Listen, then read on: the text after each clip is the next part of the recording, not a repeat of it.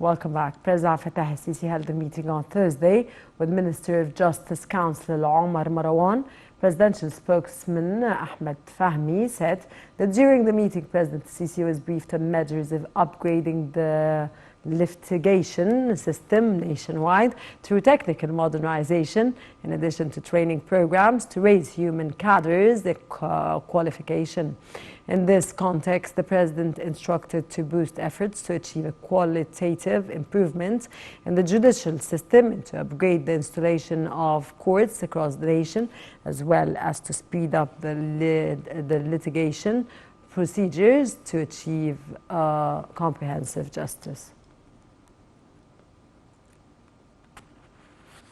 Also on Thursday, President Fattah al-Sisi held another meeting with Chairman of Board of Directors of Arab Authority for Industrialization, Mukhtar Abdulatif. Presidential spokesman Ahmed Fahmy said that the meeting tackled the authority's activities and plans in various civil and military domains. In this regard, President Sisi was briefed on the development strategy of the authority on increasing the manufacturing and technological capabilities of its factories. He also reviewed upgrading process of production lines in accordance with latest standards, as well as enhancing cooperation with local and foreign private sector companies.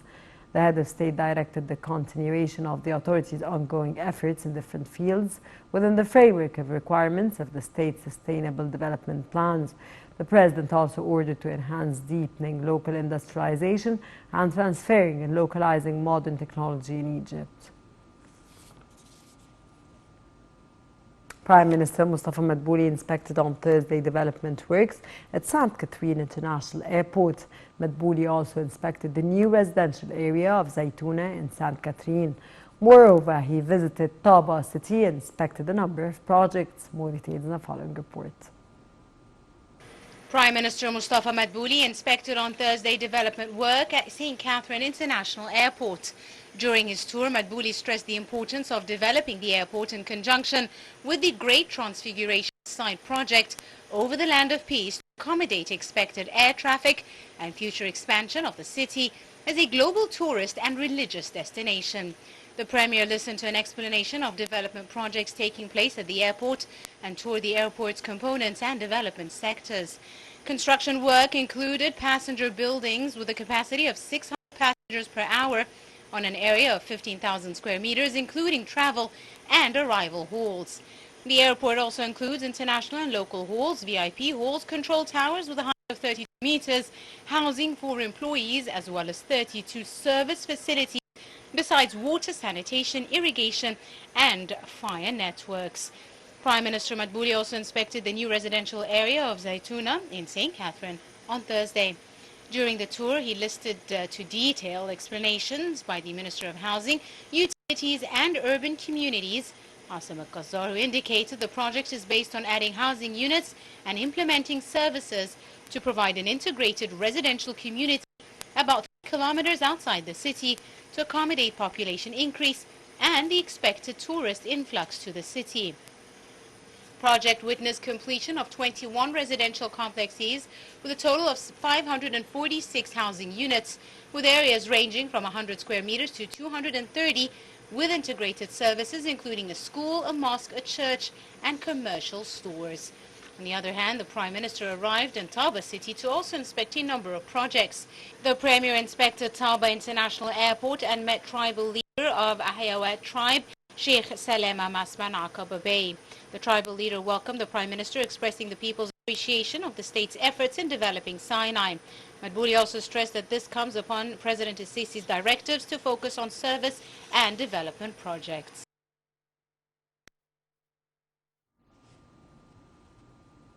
Foreign Minister Sameh Shokri co-chaired with the High Representative for Foreign Affairs and Security Policy of the European Union, Joseph Borrell, the 13th ministerial meeting of the Global Counter-Terrorism Forum to exchange experiences in the field of encountering terrorism and extremism. The meeting was held on the sidelines of the high-level segment of the United Nations General Assembly. In his speech, Shokri highlighted people in several countries are severely suffering due to the danger of terrorism and its repercussions. Top diplomats stressed the necessity of concerted global efforts to confront contemporary terrorism risks and eradicate them with evolving forms and practices of terrorist organizations. The minister also added that there is urgent need to innovate new methods of confrontation to keep pace with the successive developments of these organizations in parallel with the drying up of their sources of financing in order to prevent losing more innocent victims, halt displacement waves, and ensure enforcing human rights enshrined in international conventions. Foreign Minister Sameh Shoukry participated on Wednesday in a special meeting hosted by United Nations Secretary General on financing climate loss and damage on the sidelines of the United Nations General Assembly in New York. Shoukry delivered the speech as president of the 27th session of the United Nations Climate Conference, in which he commanded the commitment to supporting the loss and damage agenda. The agenda was behind reaching a historic agreement during the COP27 to establish a loss and damage fund for vulnerable countries. In this regard, Shoukry warned that the floods in Pakistan last year, the Libyan cyclone, wildfires in the Mediterranean and droughts in the Sahel and the Horn of Africa reflect an increase in the frequency and magnitude of natural disasters, their impacts and damages.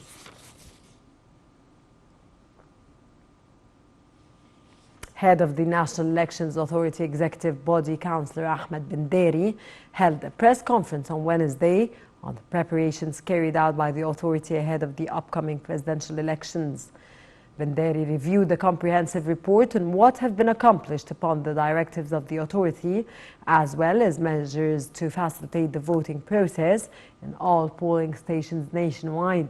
He confirmed that all presidential candidates would enjoy their full constitutional rights, adding that the authority will provide equal opportunities to all presidential candidates.